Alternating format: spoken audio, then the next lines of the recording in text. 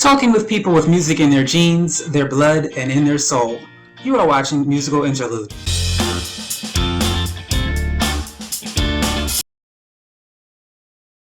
Hi, and welcome to another episode of Musical Interlude.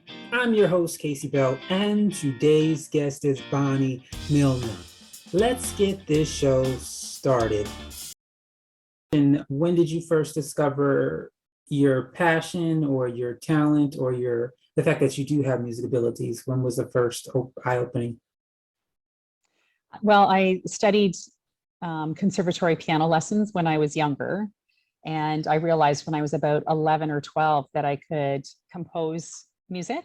So I would do that. I would write some melodies and play them for my family and friends. And didn't really think about it too much at the time, but then years later decided that I was going to take it more seriously because it brought me such passion. Where did you get the idea or the interest to first start taking lessons? My family is definitely musical. My mom played the piano and my grandmother, my dad played the guitar. And then my brothers and I were lucky enough to be able to take lessons. And so we used to play together and it was lovely. So when did you, at what point in your life did you get to the point where you said, I am going to do this as I guess you can say my work, I'm going to take this seriously, I'm going to go to the next level? And when you got to that point, how did you get the knowledge to go forth, and what did you start doing? So it actually wasn't all that long ago. Just before COVID, I guess it was, I had remembered that my grade 7 and 8 teacher from a very long time ago has a recording studio, surprisingly, in my hometown. And I was ready with one of my pieces. And so I contacted him and I went over to his studio. And at that point, I just had the piano part. And then he said to me, have you tried, layering in additional harmony? And so he was kind of playing around, showing me what it might sound like with my music. And then at that point, I was kind of like mind blown because I realized that I could add these other parts and that it was coming quite naturally for me. So that was fabulous. And then from that point, I recorded a few pieces there, but then COVID hit fully and I wasn't able to go there. And I just continued to write furiously, all kinds of compositions. And then later on, actually through a friend, I found out about another recording studio not far from where I live currently. And I went there and the recording engineer is fabulous. And so I've been going there ever since. He makes me always feel very comfortable and is very supportive with, helping me try different sounds that connect to my music. Awesome. So I guess you basically had a connection in order to, they helped you do whatever you needed to do to record your first album, correct? Yeah, I feel like I've been really lucky in that respect. Yes. Lots of connections being made through friends. So you're new, so I'm not sure exactly how much you've learned. I do know generally wherever you go for a music class, the one thing they don't teach is the business side of music. So what did you learn in the process on the business side of music? Well, again, I'm very lucky because through a connection of my full-time work, I'm actually a teacher and I'm working for the Board of Education implementing a music program in all of our schools. And because of that job, a band reached out to me that they were actually students of our school board years and years ago, but they reached out to me recently. And one of them happened to be a recording engineer. And so we were talking about the business and how things might progress. And then that led me to Michael Stover of MTS Management Group. And that's essentially why we're here. So he has been wonderful in, spreading my music everywhere. And it's wonderful to see it being played in various places and way more often than I think it would have been had I just sort of stuck to my own social media. Awesome. So any one lesson you can share with someone out there who's thinking about doing this themselves, something they may not know about the business that they would need to know before they get started? Well, a couple of things come to mind, but I think doing a lot of research to find out what sort of tools are available to help you progress in your music. Like, it's one thing to be able just to post on your own media sites, but then to actually hire somebody to help you with that process, I think is really worth it, even if it's for a short period of time. That way you can learn from others who have been doing this for a long time. All right, so you just released an album, and you do a contemporary / modern style of light classical music. Yes, so right. I'm assuming that's basically, because that's when you do traditional music class, the first thing they teach is classical music before they teach you everything else. And so would you say that is what drew you to that genre of music? Definitely. I do remember being 9 years old and loving the sound of like Beethoven and Mozart and Chopin, and being able to play those amazing pieces. And then when I went to university for music as well, it just continued. Then being able to play it and sing it definitely led me to that style of music. And also, not to mention that I find it sort of like a well-being tool. It's very, to me, it's like calming and peaceful. And I'm drawn to it when I'm in like a certain kind of mode. So tell me about one of the songs on the project, and your inspiration behind composing it. Well, recently I just I released a song called Uncertain. And I was telling you about the producer that I met through the band, through my school board. And he was mentioning to me that he thought my music would sound really good with using synthesizer pads and ambient beats. And so I thought I would give it a try. So I wrote this piece, and then I started layering in these like really deep sort of sounds on the bottom end with the synthesizer pads. And it's amazing the difference that has made. So he was sort of like my inspiration to try something new. And it's called Uncertain because I find myself, it's interesting, I might start in a major key, but then I find myself transitioning into the minor key. And there's a lot of that throughout this piece. And it sort of like kind of emulates how I'm feeling in my life.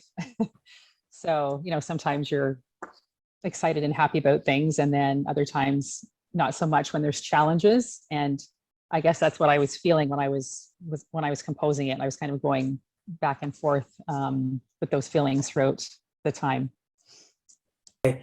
So next question. So how are you with performance? Are you able to start back up, whether they're outdoor events, indoor events? Are you planning on it, or are you waiting until, things get better? I'm definitely planning on it, although right now COVID is on the rise again in our area, and it's sadly throughout our schools, and I'm very connected to our schools. So it's a bit of a waiting game, but that's definitely my plan this summer, is to be able to perform, providing places are open. How about you, where you are? It depends. Things are actually better here. Things are opening up. Outdoor events, they don't have a problem with. Indoor events, some have stopped checking vaccination cards or testing. They just say, if you prefer wearing a mask for your own safety, do so. Yeah, things are, I wouldn't say completely normal completely as they once were, as far as events.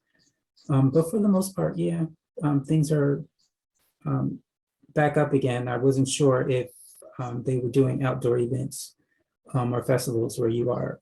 You said you're near Toronto, right, as far as performing. Yes, I just went to the first concert in a couple of years locally, and it was Chantal Kreviazuk. And she was amazing. And it was lovely to be in a group of people Yeah. enjoying the sound of music again. It definitely makes you appreciate what you once had, this whole, Yes. you know. So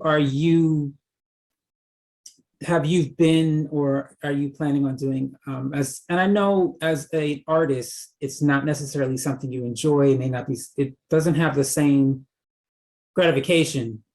Are you considering doing virtual events, or, doing a virtual thing where you play for people, or what do you call it? An album hearing where people get to hear, the things of that nature. Did you plan on doing anything virtual? Yes, definitely. Because again, in my education role, I had to teach teachers that way virtually. So what I've done, if you were to go to my website, bonnemilne.com, I have there's just some brief videos right now where I talk about the favorite parts of each of my pieces and why I wrote the pieces, and do a little playing. So I think definitely in the future, I'll be doing more of that. It would be fun to actually do the entire album. That's great. And so,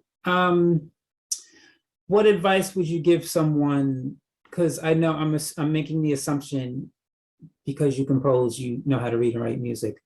I'm sure in the music world, there are those who play by ear, who play by reading, and then there's those who can do both.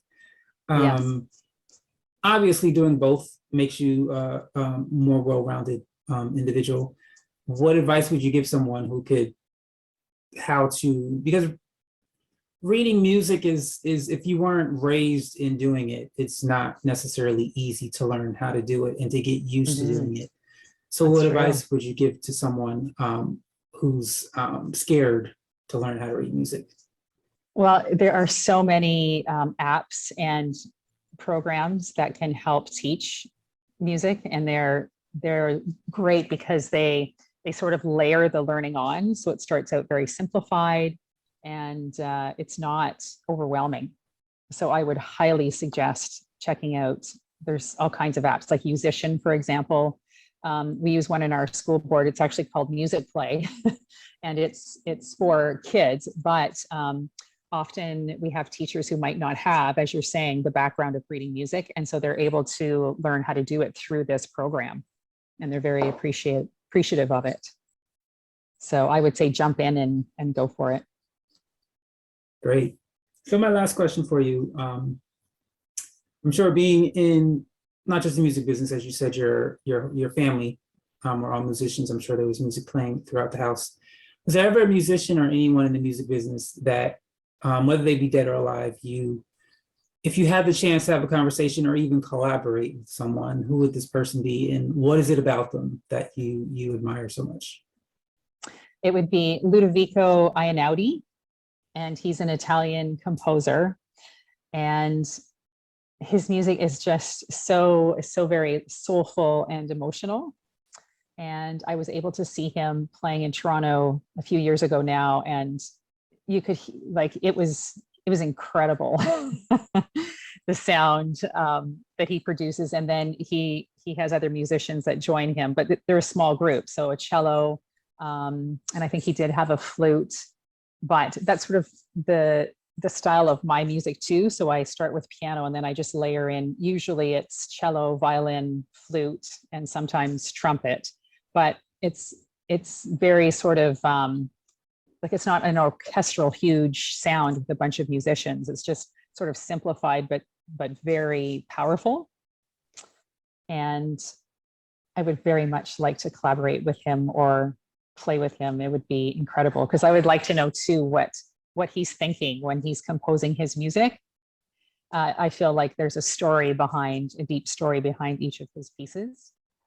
And I was able to find his music. My dad had passed away several years ago now, but I remember the first time I was exposed to his music, it was on a commercial during this time, and it was making me feel really sort of sensitive. So I searched him and then found that I love all of his pieces, and they were just sort of what I needed at that time. So yeah, I'm hoping